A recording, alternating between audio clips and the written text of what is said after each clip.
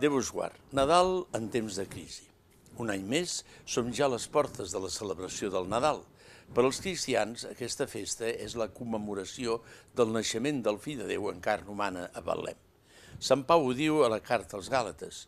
Quan va arribar la plenitud dels temps, Déu envià el seu fill, nascut d'una dona, nascut sota la llei, perquè rescatés els que vivien sota la llei i rebessin la condició de fills. Nadal és una festa de la solidaritat perquè és la manifestació d'un Déu solidari amb el món.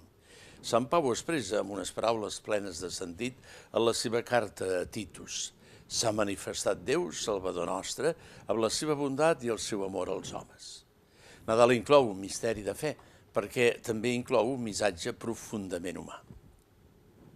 El fet que en Crist s'hagi manifestat la humanitat i la benignitat de Déu ens ha de fer més humans, i no només els dies de Nadal, sinó també tots els dies de l'any, perquè la vocació de la persona humana és sobretot l'amor rebut i l'amor ofert. Només en aquesta experiència la persona humana pot trobar el sentit més profund de la seva vida.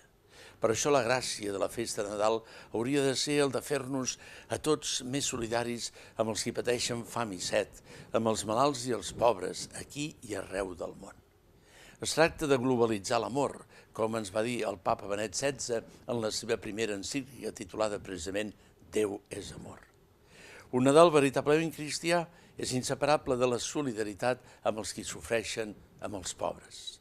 Aquest Nadal de 2012 és un Nadal profundament marcat per la llarga crisi econòmica que patim, que és causa de molt sofriment i angoixa a molts conciutadans nostres, sobretot pel problema de l'atur, que afecta d'una manera molt dramàtica més del 50% dels nostres joves. Amb el Nadal arriba cada any a les comunitats cristianes i d'alguna manera a tots els ciutadans la crida de Càritas, que aquest any està especialment dirigida a les persones anònimes que pateixen greus dificultats. Té com a lema Viu senzillament, pren un compromís i junts construirem una societat més justa. Com a bisbe responsable d'aquest àmbit de l'acció de l'Església en les diòcesis catalanes, em plau reconèixer la bona feina que fa aquesta institució de l'Església, present en totes les diòcesis i a totes les parròquies. En aquests moments de crisi, la seva acció és més necessària que mai. Aquesta vegada voldria expressar l'agraïment de l'Església, especialment als nombrosos voluntaris, homes i dones, que col·laboren en Càritas. A Catalunya són 9.600, dels quals 4.000 van poder participar a la trobada que vàrem celebrar a Barcelona el passat 20 d'octubre. Són entre nosaltres un veritable exèrcit de la solidaritat i de la bondat. Els vaig agrair el seu treball generós, constant i eficient. Sou Càritas i feu Càritas, els vaig dir. Doneu temps, amor, afecte, dedicació i diners a Càritas. L'Església pot fer tot el que estem fent avui en la greu crisi econòmica que vivim per ajudar moltíssimes persones i famílies gràcies a la vostra col·laboració.